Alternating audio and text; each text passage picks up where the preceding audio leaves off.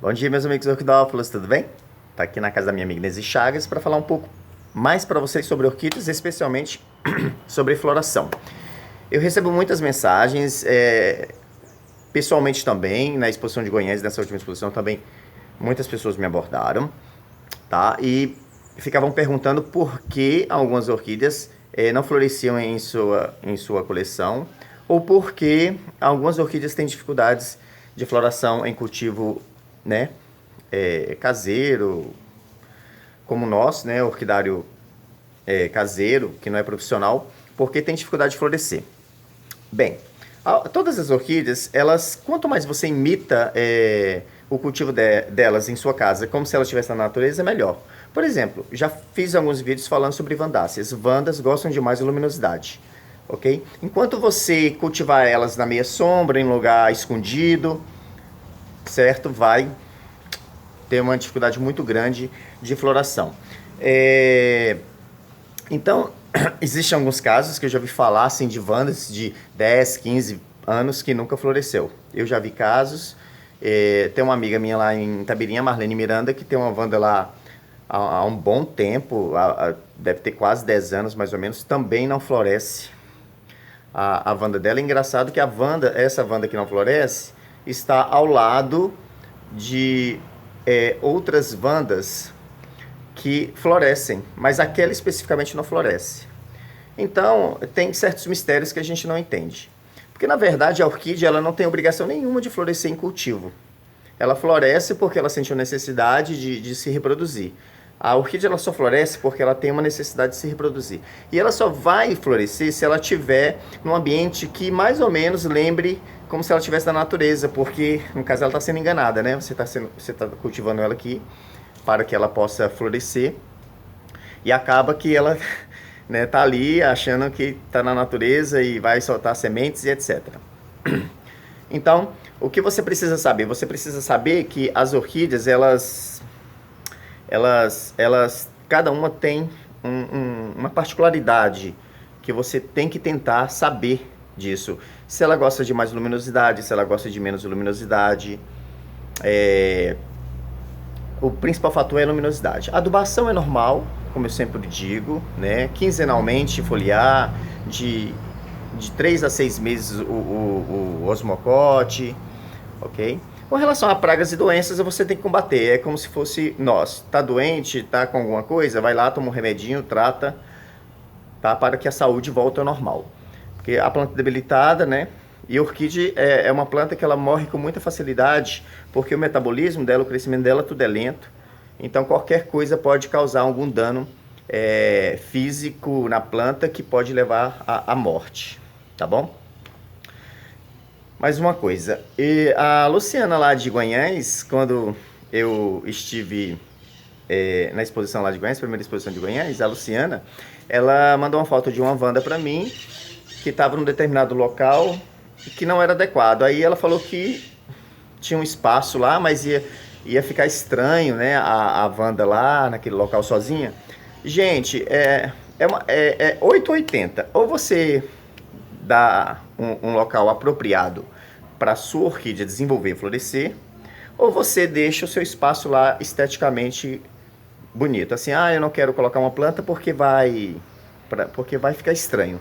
Eu estou usando o exemplo da minha querida Luciana, porque isso é muito comum durante minha vida toda, mexendo com orquídeas.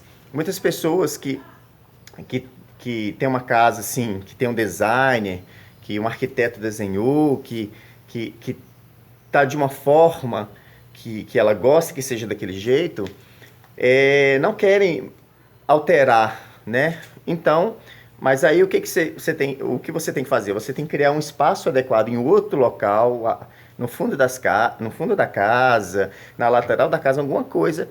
Se você quiser ter orquídeas e boas florações, você tem que dar o melhor para elas se desenvolverem. Porque se você coloca a sua vanda na sombra, você vai ter um vegetal lá o resto da sua vida. Pode até dar flor, porque a gente não sabe, né?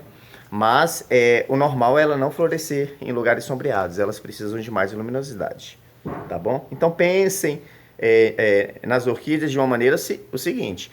Se você não proporcionar a elas um local adequado, iluminado, arejado, você vai ter dificuldade de floração, tá bom? Mais uma coisa. O que eu ia falar? Eu falei... tô falando aqui da Lu, né? Porque tem muita gente que tem esse pensamento. Eu também recebi algumas fotos de pessoas cultivando orquídeas debaixo de telhado daquele de eternite e de aço, né? Gente, aquilo esquenta muito. Se a orquídea fica perto daquilo, ela cozinha, ela esquenta, ela não fica bem, coitada, ela sofre muito. Aqui em Governador Valadares, eu indo para minha casa, tem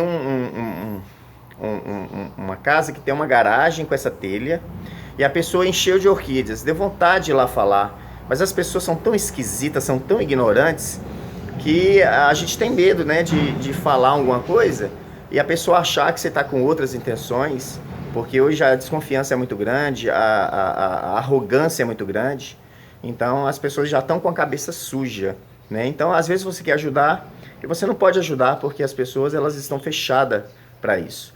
Então a pessoa colocou várias orquídeas debaixo de um telhado de aço. E aqui no calor de Valadares, você imagina? Parecia frango assado depois. Aí a pessoa jogou os vasos tudo fora.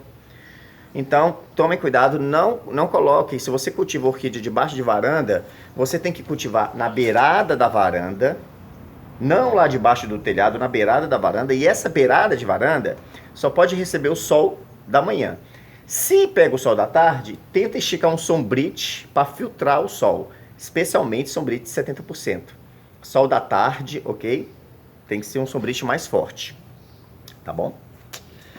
Agora eu vou falar de uma planta que eu amo muito, que, igual eu sempre falo, assim, eu não sou muito fã de híbridos, mas alguns eu acabo desenvolvendo paixões. Na verdade, tem 2 híbridos aqui que eu sou apaixonado, né? Mas eu quero especialmente mostrar um aqui. Gente, essa planta, desde que essa planta foi lançada no mercado e vendida, eu sou alucinado com essa planta. É a Catleitonia Jamaica Red. Gente, essa planta é muito florífera, é uma planta que adora calor, para nossa alegria, ok? É uma planta de porte baixo, entoceira muito rápido e floresce muito. Olha só, essa planta aqui está florida, já floresceu, tem outras hastes secas ali, ó, e tem mais 2 botões. Então, geralmente, ela não para de florescer, é uma planta muito boa de se ter em coleções. E tem muitos híbridos envolvendo Catleitonia, que é uma planta lá da América Central para a América do Norte, se não me engano, Catleitonia, cruzada com Catleia. Então, olha só que maravilha. Tem umas de coloração rosada, maravilhosa, e tem uma branca que eu tenho na minha coleção, só que eu não lembro o nome, para vocês verem que eu não sou tão maravilhoso assim, esperto assim. Tá vendo?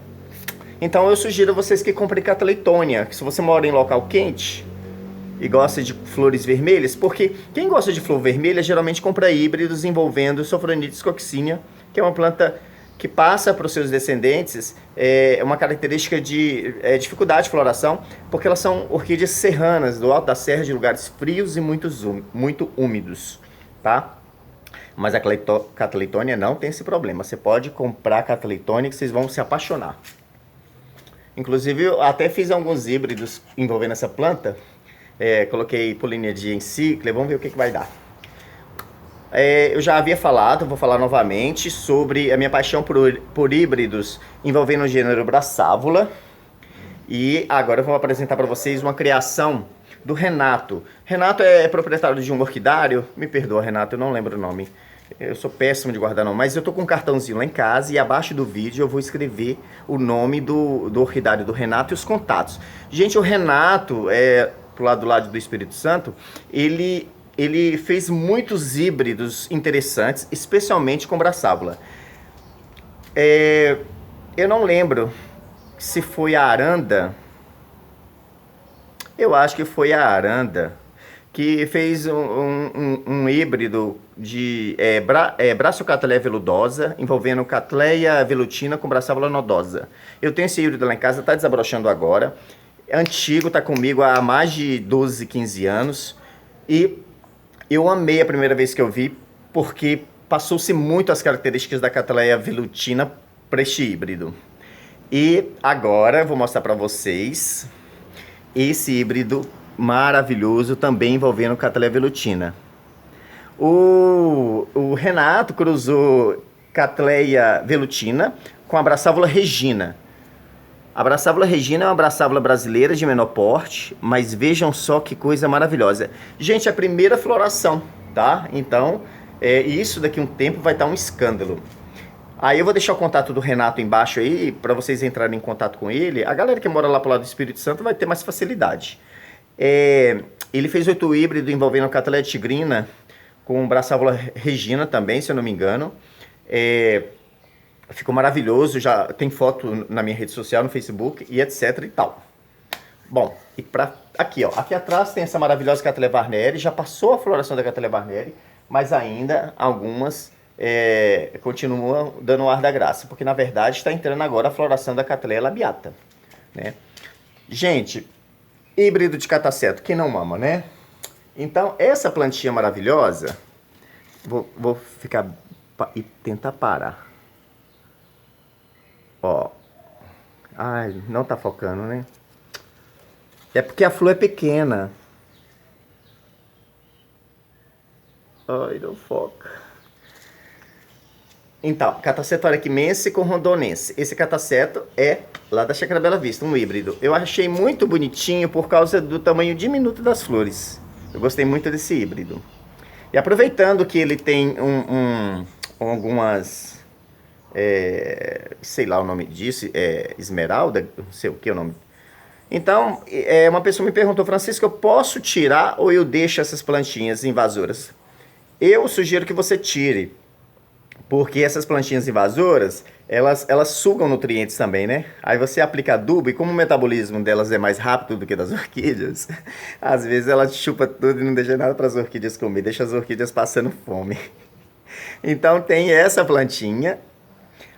Aqui no vaso da Nesi, eu já falei com ela, ó, dá um jeito, arranca esses trem, porque eu não tenho tempo pra isso não, ó, trevinho. O trevo é o pior, ele entrelaça, faz uma gambiarra lá. E também tem uma plantinha que parece um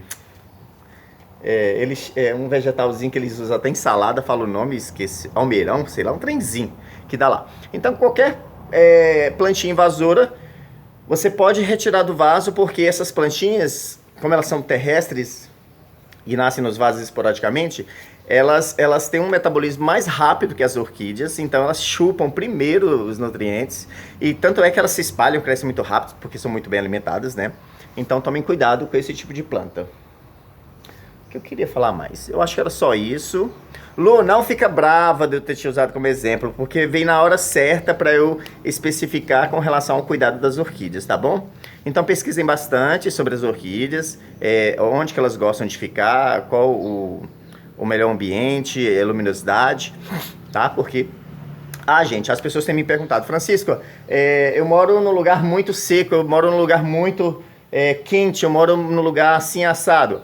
Você vai fazer o seu orquidário e você vai adaptar o seu orquidário para suprir as necessidades das orquídeas. Se o local que você mora é muito seco, poxa, coloca vasos de bromélia no chão, não faz piso de cimento, deixa a terra porque segura mais umidade, certo? Então você tem que procurar meios e alternativas de deixar um ambiente mais agradável para as orquídeas. Galera, fica a dica aí, qualquer dúvida sobre cultivo de orquídeas, floração, qualquer coisa, vocês podem perguntar. Beijão.